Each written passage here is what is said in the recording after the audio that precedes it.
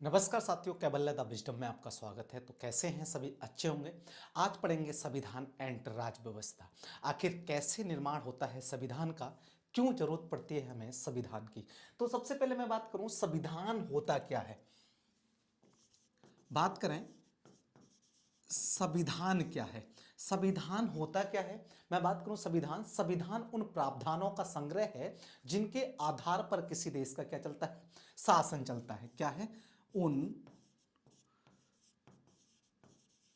प्रावधानों का संग्रह जिनके आधार पर जिनके आधार पर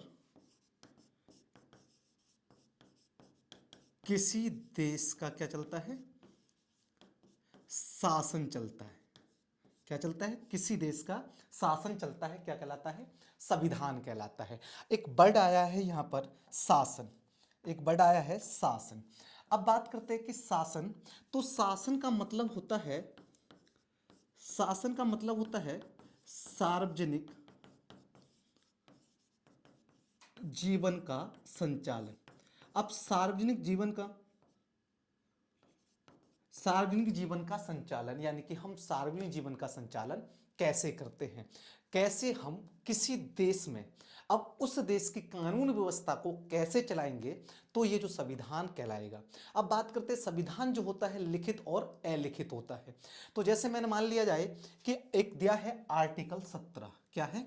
आपसे बोला जाए आर्टिकल 17। ये आर्टिकल 17 किस में लिखा गया है? अस्पृश्यता का अंत, अस्पृश्यता का अंत। क्या है? अस्पृश्यता का अंत यानी कि छुआछूत का अंत। क्या है? किस में लिखा है? आर्टिकल 17 में ये बातें दी गई हैं कि अस्पृश्यता का क्या होगा? अंत होगा। तो क्या है? एक संग्रह है जिसके आधार पर हम क्या कर रहे हैं, किसी देश का शासन चला रहे हैं। अब बात करते हैं यहीं पर कि राज व्यवस्था क्या है। अब राज व्यवस्था, राज व्यवस्था क्या है? अब राज व्यवस्था की मैं बात करूं, ये एक क्या है? व्यवहारिक विषय है। क्या है मेरे प्यारे साथियों?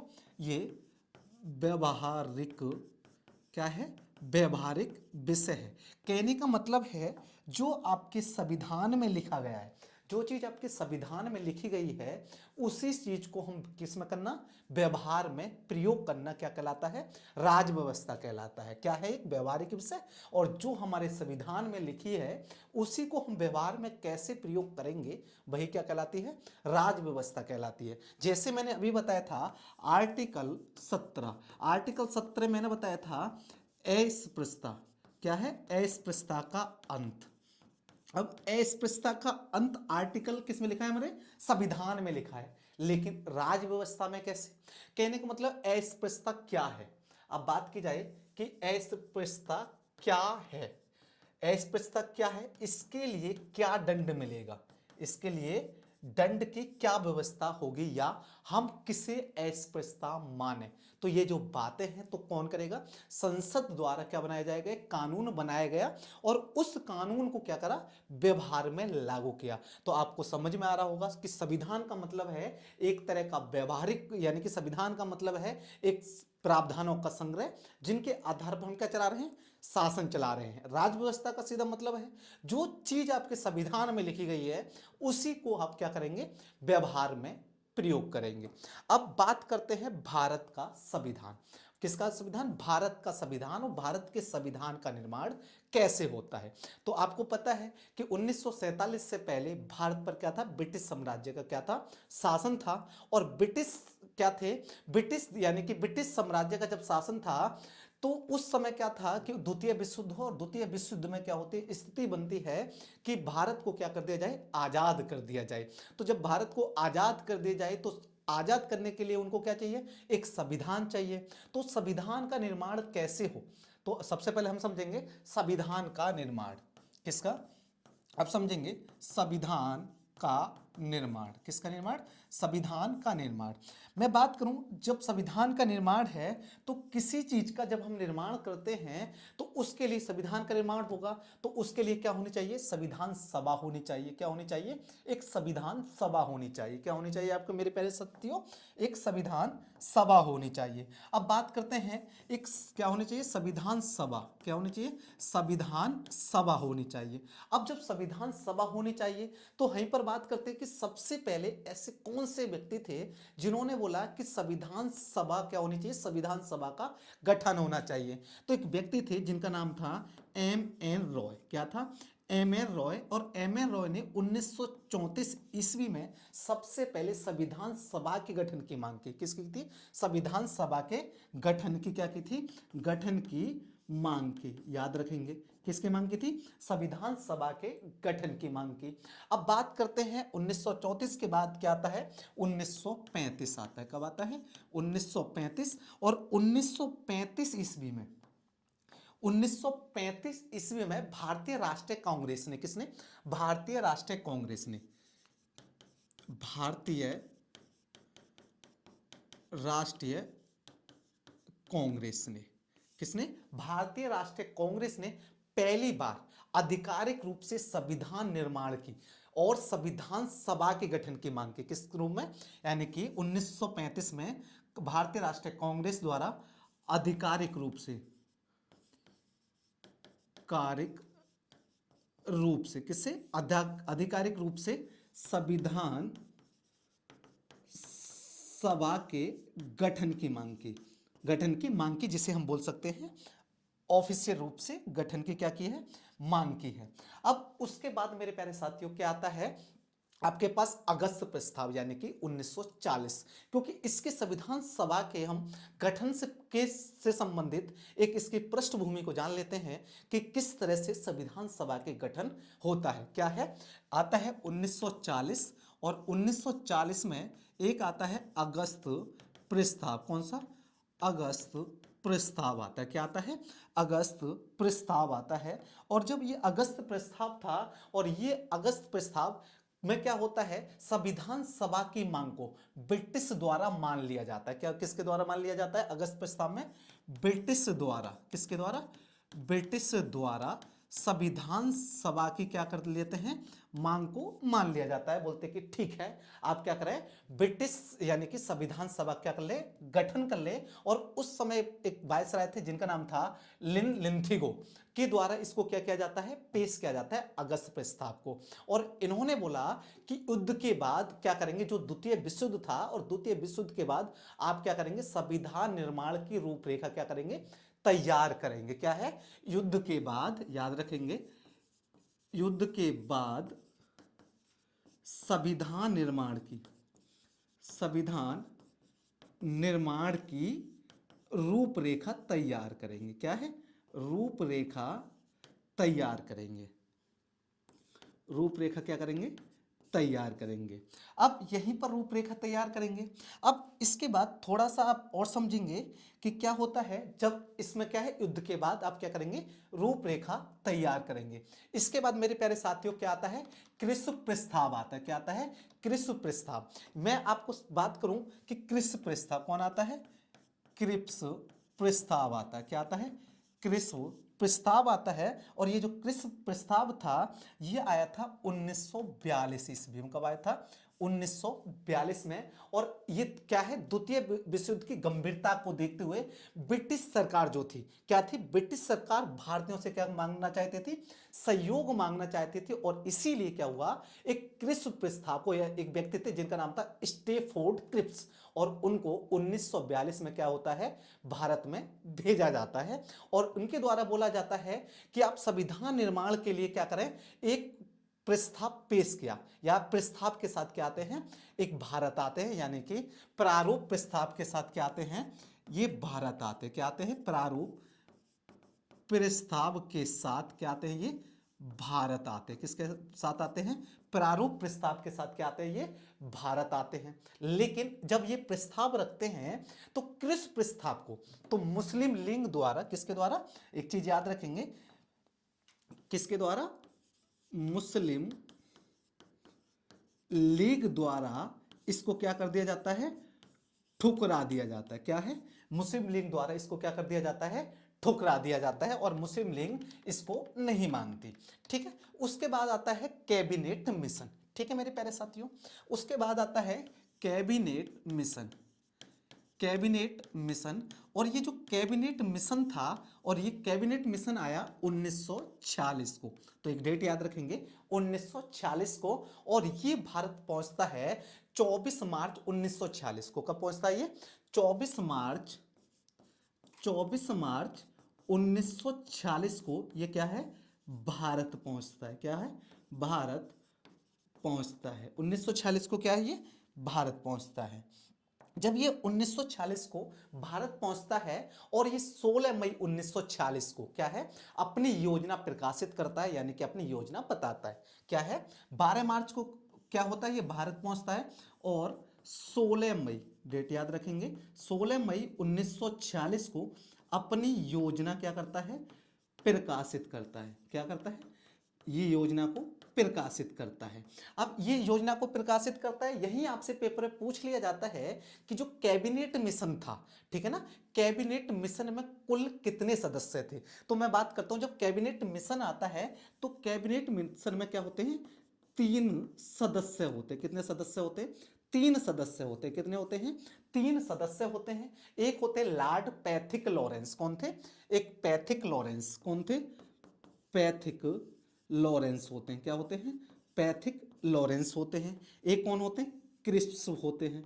याद रखेंगे कौन होते हैं, एक क्रिप्स होते हैं। और तीसरे की बात करूं, ए बी अलेक्जेंडर होते हैं। कौन होते हैं, ए बी अलेक्जेंडर। कौन, ए बी अलेक्जेंडर। कौन होते हैं, ए बी अलेक्जेंडर होते हैं। और ये क्या होते हैं, कैबिनेट मिशन आता है, और ये अपनी क्या करता है, 16 मई 1940 को अपनी योजना प्रकाशित करता है। जब ये योजना प्रकाशित करता है, तो ये जो कैबिनेट मिशन था, कैबिनेट मिशन से भी मुस्लिम लीग क्या करती है, मुस्लिम लीग इसको भी क्या कर देती है, ठुकरा देती है। बोलती है नहीं, हमें ये क्या नहीं चाहिए, ये नहीं चाहिए, ऐसे हमें नहीं चाहिए। लेकिन क्या होता है, कुछ हद तक, क्या है, कुछ हद तक,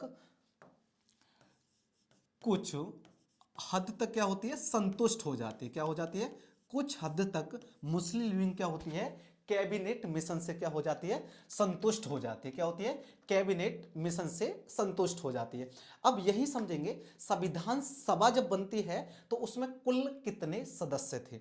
अब बात करते हैं, जब इन्होंने बोला कि ठीक है, आप क्या कर लीजिए, आप एक संविधान निर्माण के लिए अपना क्या करें, संविधान सभा का गठन कर ले।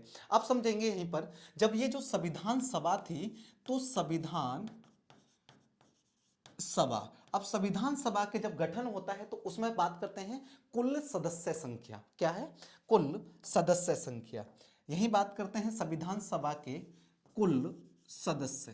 क्या है, संविधान सभा के कुल सदस्य। यदि मैं संविधान सभा के कुल सदस्य की बात करूं, कुल सदस्य की बात करूं तो कितने थे, 389, यानी कि 389 क्या थे, यानी कि टोटल सदस्य थे। अब इन 389 सदस्यों को दो तरह से विभाजित किया गया। कैसे, दो तरह से विभाजित, यानी कि 389 सदस्य इसमें से क्या लिए गए, जिसमें से 296 ब्रिटिश भारत से थे। क्या थे, 296, कौन से, 296 कहां से थे, ब्रिटिश भारत से थे। कहां से थे, 296 कहां से थे, ब्रिटिश भारत, यानी कि ब्रिटिश, जो ये हमारा भारत था, जिस क्षेत्र पर क्या थे, ब्रिटिश क्षेत्रों का क्या था, ब्रिटिश साम्राज्य का क्या था, ब्रिटिश साम्राज्य था, 296 वहां से लिए गए। और कुछ आपने देखा होगा, कुछ रियासतें थी, जैसे जूनागढ़ की रियासत, हैदराबाद की रियासत, ऐसी बहुत सारी रियासत थी। तो कुछ क्या हुआ, यानी कि 93, कितना, 93 देसी रियासतों से लिए गए। कहां से, देसी रियासतों से लिए गए। कहां से लिए गए थे, 93 कहां से लिए गए मेरे प्यारे साथियों, देसी रियासतों से। जैसे मैंने अभी बताया था, कश्मीर, कश्मीर, हैदराबाद, हैदराबाद से ये लिए गए। अभी मैंने बताया था, ये जो टोटल सदस्य थे दो तरह से बांटा, 296 ब्रिटिश भारत से, 93, यानी कि जो 93 था वो कहां से था, देसी रियासतों से था। अब थोड़ा सा भी यही समझ लेंगे, जो ये ब्रिटिश भारत था, इस ब्रिटिश भारत से 296 सीट थी। कहां से थी, ब्रिटिश भारत में भी क्या थी, 200 296 सीट थी। अब ये ब्रिटिश भारत से 296 को भी हमने क्या करा, दो तरह से बांटा। किससे? दो तरह से इसको बांट लिया जाता है। अब इनमें से 292 सदस्य, कितने? 292, यानी कि 292 सदस्य 11 गवर्नर प्रांतों से लिए गए। कहां से लिए गए मेरे प्यारे साथियों? 11 गवर्नर प्रांतों से लिए गए। 292 कहां से लिए गए? 11 गवर्नर प्रांत। 11 गवर्नर प्रांत है, जैसे मद्रास, आप याद रखेंगे, मद्रास, बम्बे, जैसे 11 प्रांत में मैं कुछ प्रांतों की बात करूं, जैसे मद्रास प्रांत, बॉम्बे प्रांत। कौन से? मद्रास प्रांत, बॉम्बे प्रांत, या मैं बात करूं पंजाब और बंगाल, एटीसी। कहां से? पंजाब और बंगाल, इन प्रांतों से ये लिए गए थे। अब कितना? 296। 296 में से 292 सीट कहां से थे? 11 गवर्नर प्रांतों से। बची कितनी सीट मेरे प्यारे साथियों? 4 सीटें बची। और ये जो 4 सीटें थी ना, इन 4 सीटों को, 4 सीटों का जो मुख्य आयुक्तों के प्रांत, कितने? मुख्य आयुक्तों के प्रांतों से लिए गए। 4 सीटों को कहां से लिया गया? मुख्य आयुक्त प्रांतों से लिया गया। मुख्य आयुक्त प्रांतों से 4 सीटें ली गई। यही आपसे पूछ लेता है जो मुख्य 4 प्रमुख आयुक्त प्रांत थे वो कौन कौन से थे। तो मैं बात करूं, ये जो 4 प्रमुख मुख्य प्रांत थे, इसमें से आप बताएंगे एक बार कि कौन कौन से थे। तो मैं बात करूं, सबसे पहले कौन सा था? दिल्ली। तो ये 4 कौन कौन से क्षेत्र थे, याद रखेंगे। एक था मेरे प्यारे साथियों दिल्ली। अब बात करें कि दूसरा कौन सा था? अजमेर, आपने सुना होगा। अजमेर आपने सुना है, कौन था? अजमेर, अजमेर था। अब बात करते हैं तीसरा। तीसरा जो मुख्य आयुक्त क्षेत्र था, तो कौन सा था? कुर्ग था। अब बात करते हैं चौथा, तो ये कौन सा था? ब्रिटिश बलूचिस्तान। क्या था ये? ब्रिटिश बलूचिस्तान। ये कौन सा था? ब्रिटिश बलूचिस्तान, याद रखेंगे। तो कौन सा था ये? ब्रिटिश बलूचिस्तान था। इन क्षेत्रों से क्या होती है? क्या होती है? सदस्यों की संख्या का बंटवारा किया जाता है कि ऐसे ऐसे हम क्या करेंगे? सदस्यों को बंटवारा करेंगे। और यहीं पर बोला गया कि प्रत्येक 10 लाख पर, कितने पर? प्रत्येक 10 लाख लोगों पर। कितने लाख लोगों पर? प्रत्येक 10 लाख लोगों पर। प्रत्येक 10 लाख लोगों पर क्या हुआ कि उन्होंने बोला एक सीट होगी। प्रत्येक 10 लाख लोग पर हम क्या करेंगे? एक सीट का क्या होता है? निर्धारण होता है। और इसमें बोला गया कि जो ये सीटें, ब्रिटिश प्रांतों की जो सीटें बांटी गई थी, इनका निर्धारण 3 समुदायों के द्वारा। किसके द्वारा मेरे प्यारे साथियों? 3 समुदायों के बीच उनकी जनसंख्या के अनुपात पे किया जाना था। किस पर था? 3 समुदाय। दूसरा पॉइंट याद रखेंगे, कितने समुदाय? 3 समुदाय। ठीक है, ब्रिटिश क्षेत्र जो था उसमें से 3 समुदाय के क्षेत्र के पर क्या कर रहा था? बांटा जाना था। अब मैं 3 समुदाय की बात करूं तो याद रखेंगे, पेपर में पूछ लिया जाता है वो कौन कौन से 3 समुदाय थे। तो 3 समुदाय की मैं बात करूं तो ये 3 समुदाय में थे। तो पहला कौन सा था? मुस्लिम था। कौन था? मुस्लिम था। मुस्लिम था। कौन सा था? मुस्लिम था। दूसरा कौन सा था? सिख था। कौन था? सिख था। अब तीसरा बात की जाए सामान्य, सामान्य में बोला जाए मुस्लिम और सिख को छोड़ दिया जाए। किसको? सामान्य में बोला जाए तो हमने क्या करा? सामान्य में क्या है? मुस्लिम और सिख को छोड़ के जो भी लोग बचे थे तो उनको क्या करा? इनके लिए कर लिया गया। अब यहीं पर समझेंगे मेरे प्यारे साथियों, जो संविधान सभा थी आंशिक रूप से क्या हुई थी? चुनी गई थी। और आंशिक रूप से क्या थी? एक निकाय बॉडी थी, यानी कि नामांकित की गई थी। क्या थी? कुछ सीटों में क्या करा था हमने? यानी कि चुना था, और कुछ सीटों के लिए क्या किया गया था? नामांकित किया गया था। अब बात करते हैं संविधान सभा के लिए चुनाव। अब वही समझेंगे संविधान सभा का चुनाव। अब संविधान सभा के लिए क्या हुआ? मैंने अभी बताया था, कुछ सीटों को हमने क्या करा? चुना, और कुछ को क्या कर दिया गया? नामांकित किया गया। अब जिनका चुनाव हुआ था, इनका मैं बात करूं तो इनका जब चुनाव होता है तो ये चुनाव होता है अगस्त 1946 में। कब होता है? अगस्त 1946 में होता है। कितनी सीटों के लिए? तो ये होता है 296 सीटों के लिए। कितनी सीटों के लिए?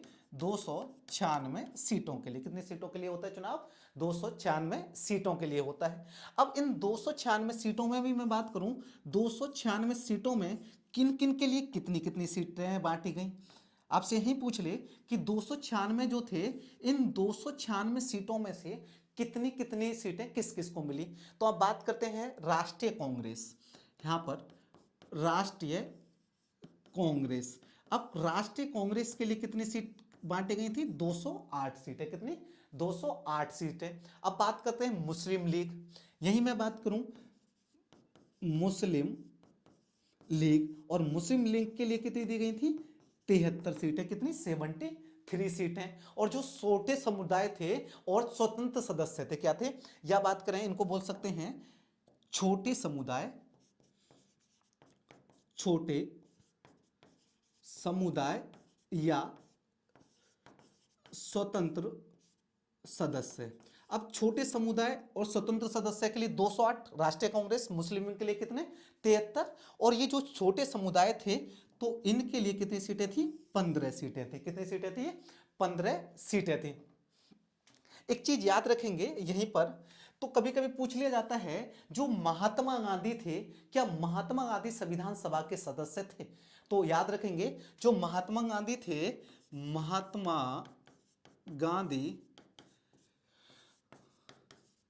संविधान सभा के सदस्य नहीं थे। क्या थे? सदस्य नहीं थे। क्या नहीं थे? संविधान सभा के क्या नहीं थे? सदस्य नहीं थे। ये चीज मैं मान के चलता हूं कि आपको याद हो गई या आ गई होगी।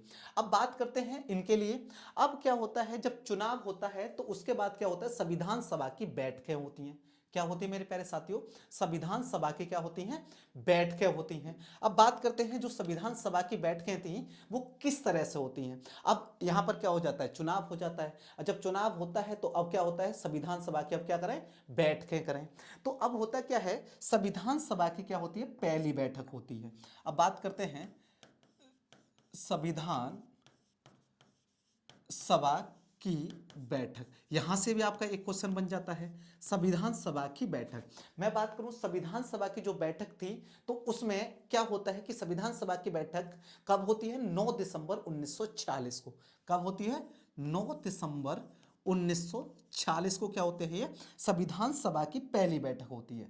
क्या होती है? संविधान सभा की ये क्या होती है? पहली बैठक होती है। क्या होती है? पहली बैठक होती है इसमें। संविधान सभा की पहली बैठक कब होती है? 9 दिसंबर 1946 को। और इसमें केवल 211 सदस्यों ने भाग लिया। कितने ने? इस बैठक में 211 सदस्यों ने क्या लिया था? सदस्यों ने भाग लिया। याद रखेंगे किसने लोगों ने लिया था? 211 सदस्यों ने भाग लिया। और जो मुस्लिम लीग थी, कौन सी थी? मुस्लिम लीग जो थी, कौन सी? मुस्लिम लीग। याद रखेंगे इस बैठक में मुस्लिम, और मुस्लिम लीग ने इस बैठक में क्या नहीं लिया था? भाग नहीं लिया। मुस्लिम लीग के द्वारा क्या नहीं लिया गया? इसमें भाग नहीं लिया गया। अब बात करते हैं कि अब इसके अध्यक्ष किसे बनाए। बैठक कब हुई? 9 दिसंबर 1946 को। 9 दिसंबर 1946 को ये बैठक होती है तो इसमें बोला जाता है कि इसका अध्यक्ष किसे बनाया जाए। अब इसके अध्यक्ष के आपको याद होगा कि फ्रांस के जैसे आपने अभी भी आपने देखा होगा जब गांव में चुनाव होता है, या चुनाव नहीं पंचायत होती है, क्या होती है? पंचायत होती है। तो पंचायत के टाइम में आपने देखा होगा कि उसमें जो उसके अध्यक्ष या सदस्य का मेन मुखिया बनाया जाता है पंचायत में, यानी कि कोई आपके लड़ाई हो जाए, झगड़ा हो जाए तो बोलते हैं कि पंचायत बैठा लो। आप लोग क्या करते हैं जब लोग पंचायत बैठाते हैं तो उसमें बोलते हैं जो सबसे बुजुर्ग व्यक्ति है ना उसी को क्या बना दो? उनका मुखिया यानी कि अध्यक्ष बना लो। तो ये जो तर्ज है ना, ये तर्ज कहाँ की है? फ्रांस की है। किसकी है? फ्रांस में। और फ्रांस में भी ऐसे ही उसके अध्यक्ष को चुना जाता है। तो हुआ क्या कि मेरे प्यारे साथियों, फ्रांस की तरह, किसकी तरह? फ्रांस की तरह ही उन सभा में सबसे एक वरिष्ठ व्यक्ति थे जिनका नाम था सच्चिदानंद सिन्हा। कौन थे? सच्चिदानंद सिन्हा। और सच्चिदानंद सिन्हा को क्या बना दिया जाता है? उसका अध्यक्ष बना दिया जाता है। किसके आधार पर? यानी कि फ्रांस के आधार, फ्रांस की तरह उनका क्या बना दिया जाता है? अध्यक्ष बना दिया जाता है। अब होता क्या है मेरे प्यारे साथियों, उसके बाद क्या होती है? 2 दिन बाद कितने दिन बाद? 2 दिन बाद। कितने दिन बाद? 2 दिन बाद एक दूसरी बैठक होती है। क्या होती है? 2 दिन बाद क्या होता है? एक दूसरी बैठक होती है, यानी कि संविधान सभा की क्या होती है? सेकंड बैठक होती है। और ये बैठक होती है 11 दिसंबर 1946 को। कब होती है? 11 दिसंबर 1940 को होती है। अब इसमें क्या होता है मेरे प्यारे साथियों, तो उसमें जो अध्यक्ष बनाए थे, तो ये जो अध्यक्ष थे, तो इनको अस्थायी अध्यक्ष थे। क्या थे? ये टेम्परेरी थे, अस्थायी अध्यक्ष थे। इनको बोल दिया कि आज की मीटिंग के लिए आप क्या हो? अध्यक्ष हो। ठीक है। उसके बाद क्या होता है? दूसरी बैठक होती है 11 दिसंबर 1940, और 11 दिसंबर 1940 में क्या होता है? डॉक्टर राजेंद्र प्रसाद, कौन? डॉक्टर राजेंद्र प्रसाद को क्या बना दिया जाता है? इनका अध्यक्ष चुन लिया जाता है। किसका चुन लिया जाता है? संविधान सभा का क्या बना किया जाता है? अध्यक्ष चुन लिया जाता है। और ये क्या होते हैं? स्थायी होते हैं। क्या होते हैं? परमानेंट होते हैं। इनको क्या कर लिया जाता है? अध्यक्ष यानी कि चुन लिया जाता है या निर्वाचित कर लिया जाता है, याद रखेंगे।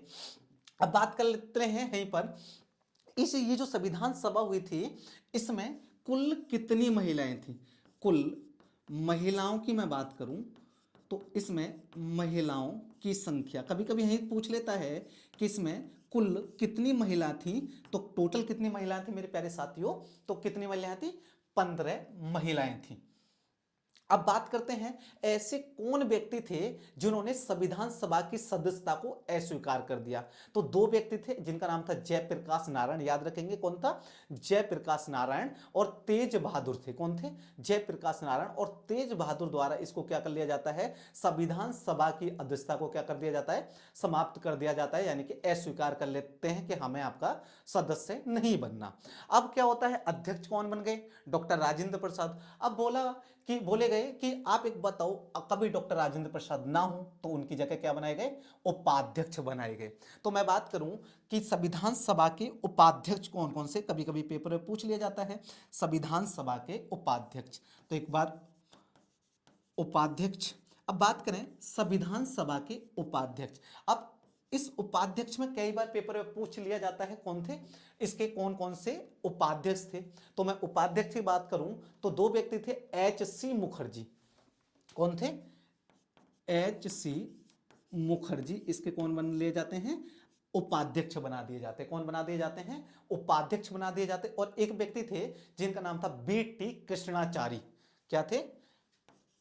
B.T. कृष्णमाचारी। कौन थे? B.T. कृष्णमाचारी को क्या बना दिया जाता है? उपाध्यक्ष बना दिया जाता है। और बोल दिया जाता है कि जब डॉक्टर राजेंद्र प्रसाद नहीं होंगे तब क्या करेंगे? ये संविधान सभा की क्या करेंगे? बैठकों की अध्यक्षता करेंगे। क्या करेंगे? अध्यक्षता करेंगे। ठीक है। अब आगे थोड़ा सा और समझते हैं।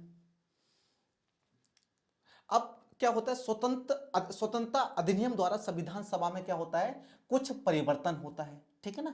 इसमें क्या होता है? संविधान सभा के 2 तरह से कार्य होते हैं। एक विधायी का कार्य होता है। ठीक है ना। तो सभी अब यहीं पर देख लेंगे, मैं एक बार समझा देता हूं। स्वतंत्र अधिनियम द्वारा संविधान सभा में परिवर्तन। स्वतंत्र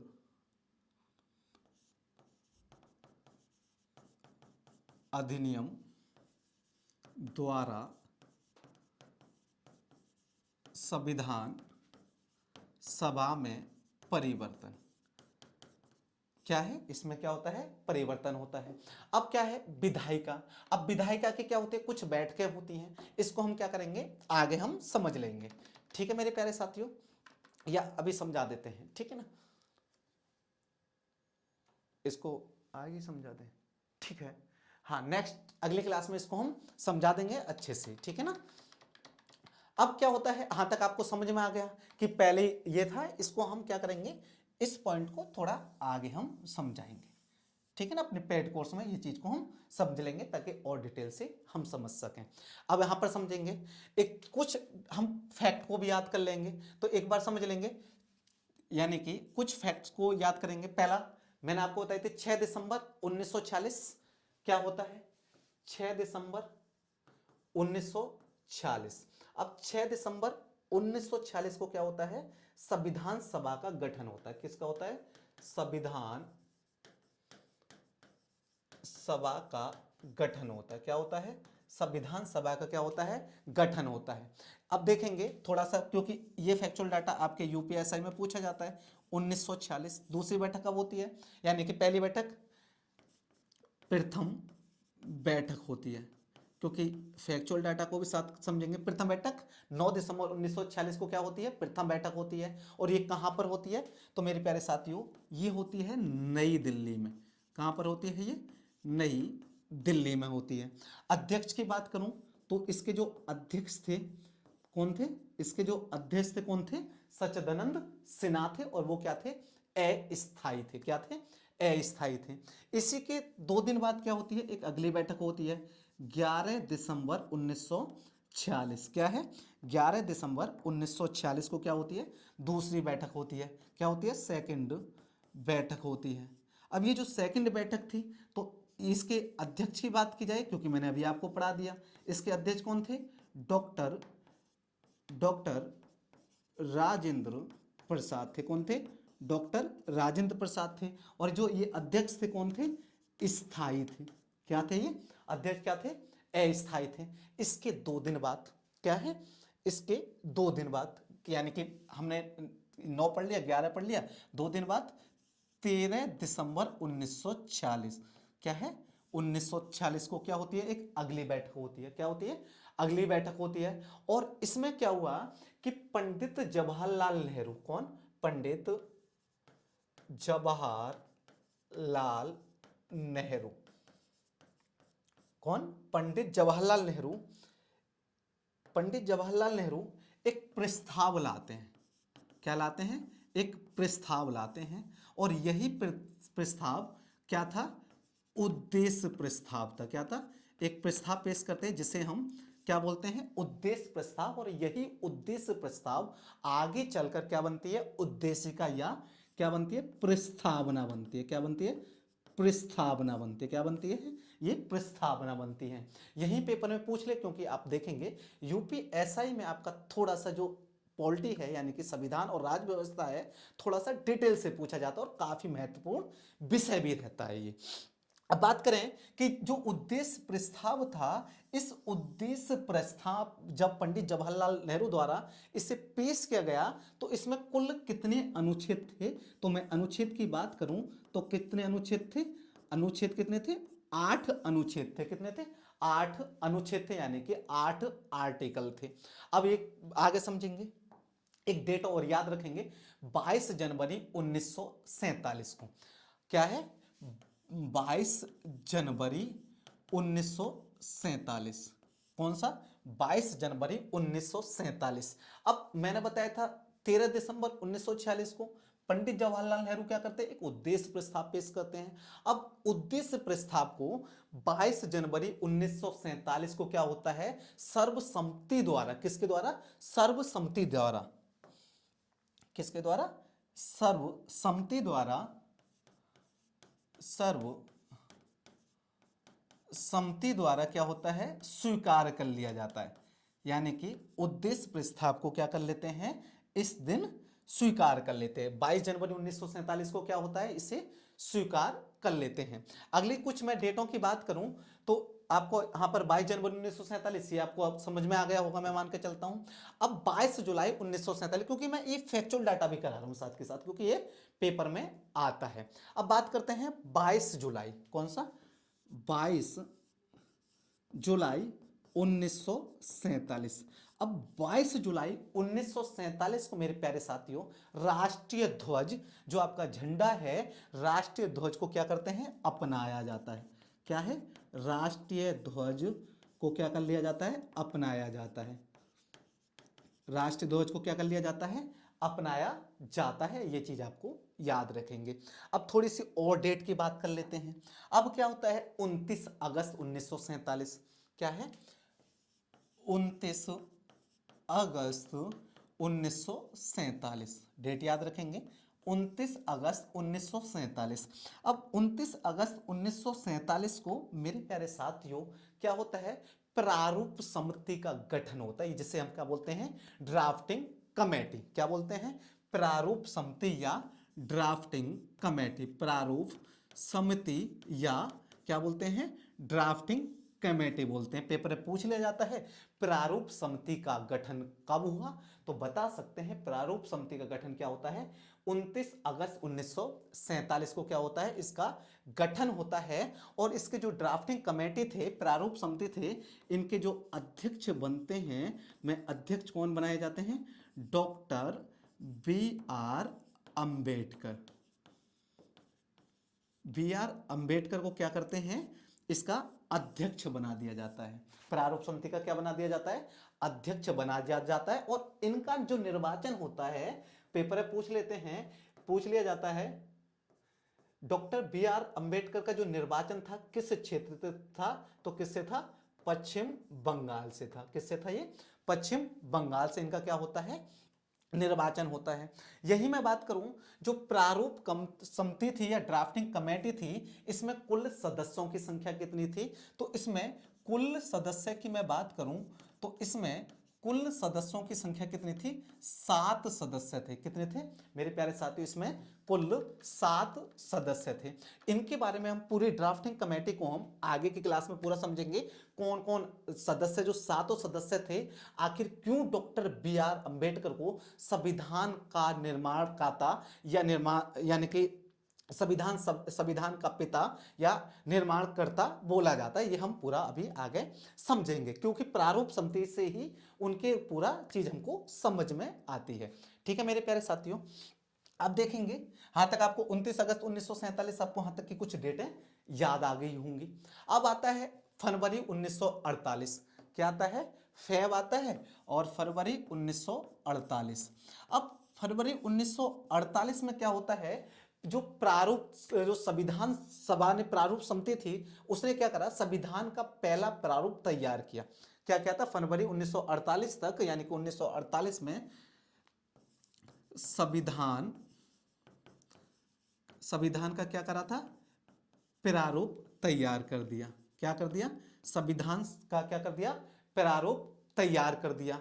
अब होता क्या है, जब फरवरी में इसके ठीक 8 महीने बाद, कितने बाद, 8 माह बाद, फरवरी के 8 महीने के बाद क्या आएगा मेरे प्यारे साथियों, अक्टूबर। कब आएगा, अक्टूबर आएगा। और अक्टूबर 1948, कब, अक्टूबर 1948, तो संविधान का दूसरा प्रारूप भी तैयार हो जाता है। संविधान का दूसरा प्रारूप भी तैयार हो जाता है। क्या होता है, संविधान का क्या हो जाता है, दूसरा प्रारूप भी तैयार हो जाता है। अब एक डेट और याद रखेंगे, अक्टूबर 1948 तक आपको ये समझ में आ गया होगा। अब बात करते हैं 4 यानी कि अक्टूबर 1948 को संविधान का दूसरा प्रारूप तैयार हो जाता है। एक डेट आती है 4 नवंबर, कौन सा, 4 नवंबर 1948, कौन सा, 4 नवंबर 1948 को क्या होता है, संविधान का अंतिम प्रारूप पेश किया जाता है। संविधान का अंतिम प्रारूप पेश किया जाता है। क्या किया जाता है, संविधान का अंतिम प्रारूप पेश कर लिया जाता है। अब यही कुछ और डेट करेंगे कि जो राष्ट्रीय मंडल था, यानी कि मई 1949, मई 1949, मई 1949। अब मई 1949 में क्या करा कि भारत राष्ट्रीय मंडल में भारत की सदस्यता का क्या हो जाता है, सत्यापन हो जाता है। बोला जाता है कि हां अब भारत एक देश है। क्या है, राष्ट्रीय मंडल में भारत का सत्यापन हो जाता है। याद रखेंगे, ये पेपर में पूछा जा सकता है, क्या होता है, सत्यापन हो जाता। मई 1949 में क्या होता है, इसे यानी कि ये हो जाता है, यानी कि 1949 में इसको सत्यापन, ये चीज मेरे प्यारे साथियों हो जाता है। ठीक है, और इस प्रस्ताव को क्या हुआ कि फिर आगे चल के क्या होता है, डॉक्टर बी आर अंबेडकर इसको क्या करते हैं, पेश करते हैं। आपको ये चीज आपको समझ में आ गया होगा, ठीक है ना। अब समझेंगे 26 नवंबर, कौन सा, 26 नवंबर 1949, क्या है, 26 नवंबर 1949। और 26 नवंबर 1949 को क्या होता है, संविधान को अंगीकृत करते हैं। क्या करते हैं, संविधान को अंगीकृत करते हैं। क्या है, संविधान को अंगीकृत कर लिया जाता है। संविधान को क्या कर लिया जाता है, अंगीकृत कर लिया जाता है। याद रखेंगे क्या होता है, संविधान को अंकीकृत कर लिया जाता है। और 26 नवंबर 1949 को जब इसे अंकीकृत कर लिया जाता है तो इसमें क्या होता है, इसकी जो प्रस्तावना आती है। अब बात करते हैं किस किस को अंकीकृत कर लिया जाता है, किस किस को कर लिया जाता है मेरे प्यारे साथियों, प्रस्तावना को अंकीकृत कर लिया जाता है। इसमें क्या होते हैं, जब ये संविधान अंकीकृत हुआ था तो इसमें टोटल कितने भाग करे थे, 22 भाग। कितने थे, 22 भाग थे उस समय। और कितने अनुच्छेद थे, तो मैं अनुच्छेद की बात करूं तो मैं बात करूं अनुच्छेद की तो 395 क्या थे, आर्टिकल थे, अनुच्छेद थे। क्या थे, अनुच्छेद थे। कितने थे, 395 अनुच्छेद, 22 भाग। और अनुसूची की मैं बात करूं तो 8 अनुसूची थी। कितनी थी, 8 अनुसूची थी। कितनी थी, 8 अनुसूची थी। क्या थी, 8 अनुसूची थी। क्या थी, 8 अनुसूची थी। अब देखेंगे 26 नवंबर 1949 को नागरिकता, जैसे क्या है, नागरिकता यानी कि कैसे नागरिकता प्राप्त हो, जैसे चुनाव और तदर्थ संसद, अस्थायी और परिवर्तनशील कुछ नियम और कुछ प्रावधान स्वतः ही क्या हो जाते हैं, इसमें लागू हो जाते हैं। ये चीज आप याद रखेंगे। अब आती है डेट 24 जनवरी। क्या आती है, 24 जनवरी 1950। क्या आती है, 24 जनवरी क्या आती है मेरे प्यारे साथियों, 1950। और इस दिन क्या होती है, संविधान सभा की अंतिम बैठक होती है। क्या होती है, संविधान सभा की क्या होती है, अंतिम बैठक होती है। क्या होती है, संविधान संविधान सभा की क्या होती है, अंतिम बैठक होती है। क्या होती है, संविधान सभा की इस दिन क्या होती है, अंतिम बैठक होती है। और इसी दिन राष्ट्रीय गान और राष्ट्रीय गीत को अपना लिया जाता है। क्या है, इसी दिन क्या होता है, ये पेपर में पूछ लिया जाता है, राष्ट्रीय गान और राष्ट्रीय गीत को कब अपनाया गया। और इसी दिन राष्ट्रीय गान और राष्ट्रीय गीत को, किसको, राष्ट्रीय गान और राष्ट्रीय गीत को क्या कर लिया, अपनाया गया। कब अपनाया गया था, 24 जनवरी 1950 को क्या है, राष्ट्रीय गान और राष्ट्रीय गीत को क्या कर लिया जाता है, अपना लिया जाता है। और इसी दिन डॉक्टर राजेंद्र प्रसाद, याद रखेंगे इसी दिन क्या है, डॉक्टर राजेंद्र प्रसाद, डॉक्टर राजेंद्र प्रसाद को क्या है, भारत का राष्ट्रपति, क्या है, भारत का राष्ट्रपति कर लिया जाता है, चुन लिया जाता है। उस समय इलेक्शन नहीं हुए थे, इनको डायरेक्ट क्या है, इनको क्या कर लिया जाता है, चुन लिया जाता है। क्या कर लिया जाता है, इनको चुन लिया जाता है। ठीक है, यहां तक आपको समझ में आ गया होगा। अब होता क्या है, और मेरे प्यारे साथियों आगे थोड़ा सा और देखेंगे तो होता क्या है, 26 जनवरी 1950 कब, 26 जनवरी 1950 को क्या है, 26 जनवरी 1950 को जो हमारा संविधान है, संविधान को क्या कर दिया जाता है, लागू कर दिया जाता है। क्या कर दिया जाता है, संविधान को लागू कर दिया जाता है। संविधान को लागू कर दिया जाता है। क्या है, संविधान को लागू कर दिया जाता है। ठीक है मेरे प्यारे साथियों, ये चीज आपको फैक्चुअल डाटा यहां तक समझ में आ गया होगा, मैं मान के चलता हूं। तो हम अब मिलेंगे अपनी नई क्लास में। ठीक है मेरे प्यारे साथियों, मिलते हैं कल नई क्लास में।